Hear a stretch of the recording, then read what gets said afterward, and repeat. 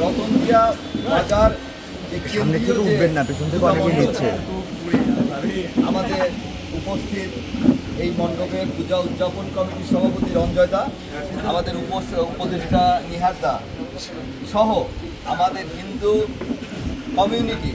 যারা নেতৃত্ব দিয়ে থাকেন সেই সমস্ত নেতৃবৃন্দ এবং আমাদের 18 কোটি মানুষের প্রাণের স্পন্দন,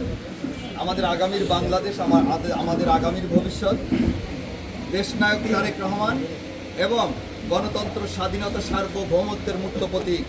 আমাদের দেশনেতা দেশনেত্রী বেগম খালেদা জিয়ার যে আহ্বান, 5ই আগস্ট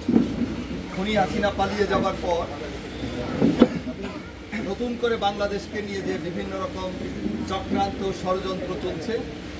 সেই ষড়যন্ত্রকে মোকাবেলা করার জন্য বিশেষ করে আমাদের হিন্দু কমিউনিটি এই সর্ববৃহৎ ধর্মীয় অনুষ্ঠানে কোনোভাবেই কোনো দুষ্কৃতিকারী, কোনো চক্রান্তকারী, কোনো ষড়যন্ত্রকারী যেন নাশকতা না করতে পারে।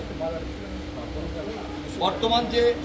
একটা free, fair and credible election করার জন্য যারা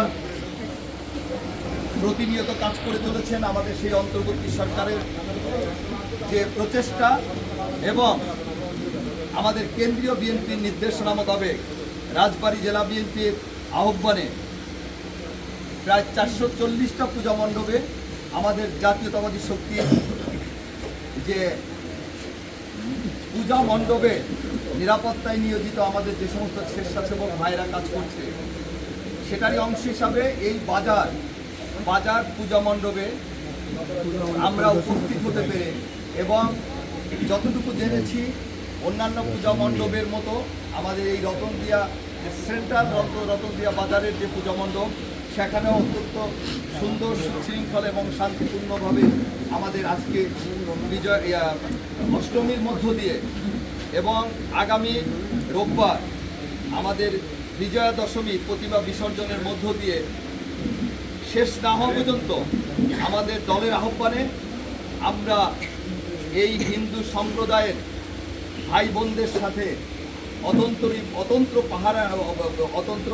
পাহারাদারদের মতো অতন্ত্র ভূমিকায় আমরা কাজ করব, এই আশা এবং প্রত্যয় ব্যক্ত করে আমরা আপনাদেরকে আবারও আমাদের বিশেষ করে হিন্দু কমিউনিটির ভাইদেরকে শারদীয় শুভেচ্ছা জানিয়ে আমি আমার কথা শেষ করছি। ধন্যবাদ সবাইকে। বন্ধুগণ, এ পর্যায়ে সংক্ষিপ্ত বক্তব্য রাখবেন আমাদের কালুখালীর কৃত সন্তান, আমাদের প্রিয় মানুষ, ভালোবাসার মানুষ, জনাব